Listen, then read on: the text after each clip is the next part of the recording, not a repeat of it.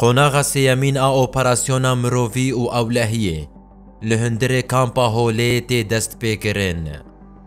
هەسەدە و ئاسایش بە پشتگیریە هەفپەیمانە ناودەوڵەتی ڕۆژا 27 کانونا پاشین ئەف ئۆپەراسیۆن دا دەست پێکردن. لە گۆر هێزن کە ئۆپەراسیۆنێ برێڤە دەبن. هەفدەمی مژولبوونا بە ئێریشên تورکیایە داگیرکەر و کۆمکên حکوومەتا شامێرە تەفگەرا شانەیên داعشê li hundirê kampê pir bûye û çalakiyên terorane jî dikirin. Her wekî vê gavê nifşekî nû bi rêya perwerdekirina zarokan li hundirê kampê tê avakirin. Ew hêz piştrast dikin ku dê bi vê operasyonê rê li ber belavbûna Daişê bigirin. Çekên giran di hundirê kampê de hene.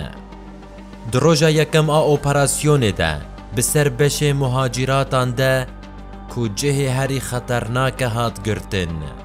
Hengî mayînên teqîner hatin dîtin û desteserkirin. Heta radeya ku pêmayên biyan ên Daişê bi keviran û çekên spî êriş pêk anî. Di her du qonaxên boriyên operasyona mirovî û ewlehiyê de bêtir ji 300 terorîstên Daişê hatin girtin.